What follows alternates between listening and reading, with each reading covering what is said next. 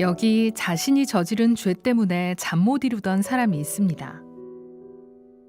퀭한 눈과 야윈 얼굴. 자신의 잘못을 아프게 뉘우치면서도 쉽게 용기 내지 못합니다. 두려워하고 있습니다. 주저하고 있습니다. 이런 그를 사랑의 눈으로 보시고 인자하게 귀 기울이시는 하느님. 드디어 그의 입이 열립니다. 그의 등에 땀이 맺힙니다. 잠시 후 칸막이 너머로 들려오는 소리.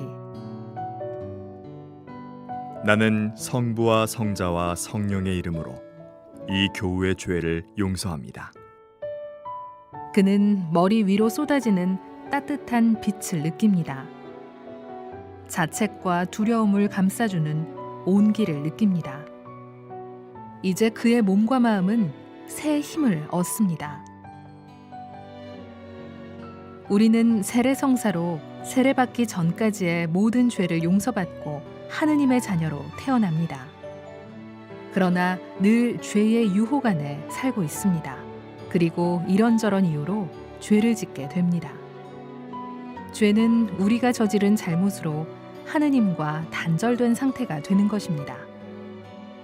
또한 죄는 마땅히 사랑해야 할 이웃들과도 멀어지게 하고 참된 나 자신과도 떨어지게 합니다. 이러한 단절 상태를 회복하는 것이 고해성사입니다. 고해성사는 회개의 성사, 참회의 성사, 화해의 성사입니다.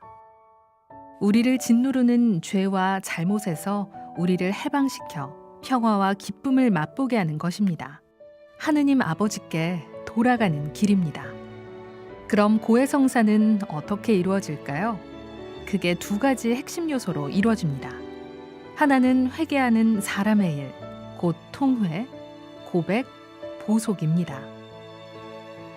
다른 하나는 교회의 중개로 이루어지는 하느님의 일입니다. 먼저 통회는 죄 지은 것을 아파하고 뉘우치는 것입니다. 다시는 죄 짓지 않겠다고 결심하는 것입니다. 그래서 통회는 하느님을 사랑하는 마음에서 시작됩니다. 다음으로 고백은 자신이 지은 죄를 사죄를 통해 하느님께 고백하는 것입니다. 고백할 때는 하느님께 하듯 솔직하게 있는 그대로의 자신을 내보여야 합니다.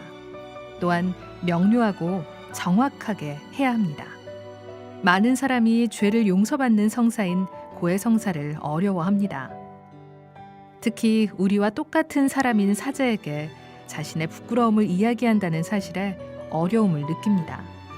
그렇지만 죄를 용서하시는 분은 하느님입니다.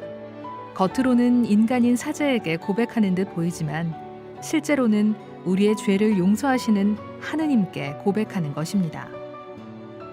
고해 사제는 나는 성부와 성자와 성령의 이름으로 이 교우의 죄를 용서합니다. 라고 사죄경을 외웁니다.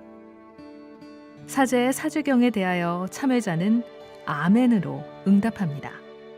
죄를 용서받은 다음에는 사제가 정해주는 보속을 해야 합니다.